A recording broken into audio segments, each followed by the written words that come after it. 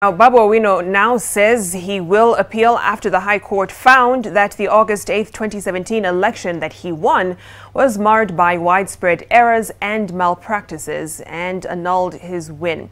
It is not just Owino who will be in the cold tonight. Wajir West MP Ahmed Kolosh has also lost his seat after Justice Francis Tuiyott said results from two polling stations, Qara and Korich, showed the votes cast exceeded the registered voters. Let's now have an in-depth look at the losers and winners of the election petitions. Babu Owino, one of the latest lawmakers to lose his seat following a successful petition filed by his rival Francis Muriithi.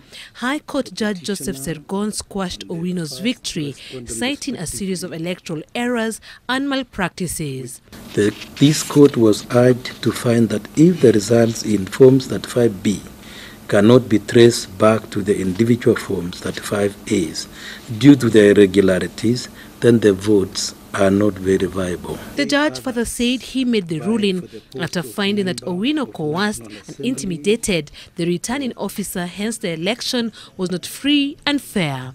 The court ordered Babu Owino to pay 5 million Kenya shillings to IEBC and the petitioner Muriithi. The judiciary, it is so sad that the executive arm of the government, which is led by the president and the deputy president, is controlling and manipulating the judiciary.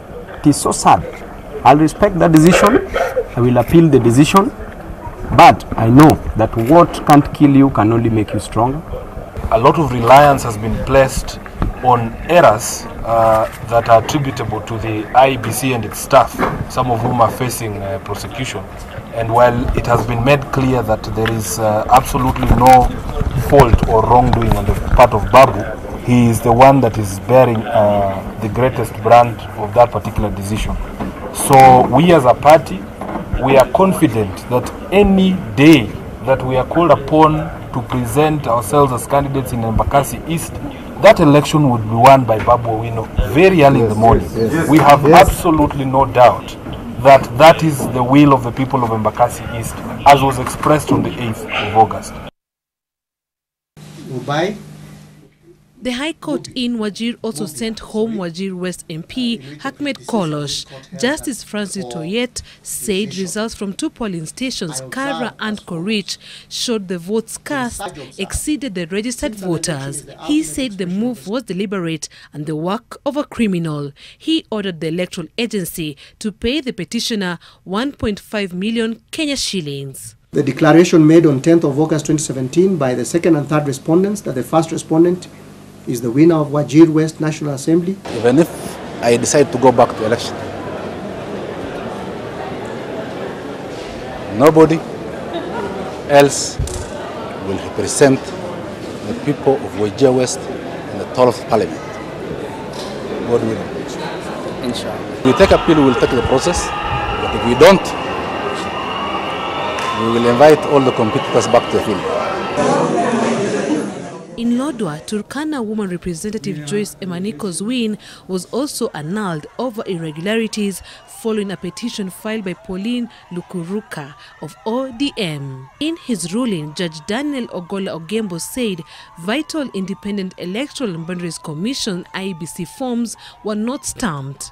Sisi tumesema tunataka mtulie, tuna appeal immediately. He also said the results on the IEBC portal, the declaration form and those gazetted did not match. They all had different figures. The judge slapped IEBC with 4 million Kenya shillings as cost of the petition to be shared by Pauline and Joyce. But the script was different in Kibwezi after Kibwezi East MP Jessica Mbalu survived a petition filed by former Kibwezi MP Philip Kaloki challenging her victory after the High Court sitting in Makueni dismissed the petition today. Judge Charles Kariuki ruled that Professor Kaloki did not provide sufficient evidence to prove his allegations that Mbalu had bribed voters under the election of the member of National Assembly for Kibwezi East constituency was marred with irregularities. Judge Kariuki slapped Professor Kaloki with a 5.5 million Kenya shillings fine. Na leo nataka kusema ni asante sana kwanza kwa Mungu niseme nimeridhika na uamuzi wa koti, kwa sababu watu wa Kibwezi hizi walipiga kura, hatukuiba, walipeana kura zao penye walikuwa wanataka na nikakuwa mshindi. Others who survived the axe include South Migirango MP Silvanus Osoro, Fahim Twaha of Lamu, Likoni MP Mishi Mboko, and Embakasi North's Jim Kakuya. Jane Goiri, NTV.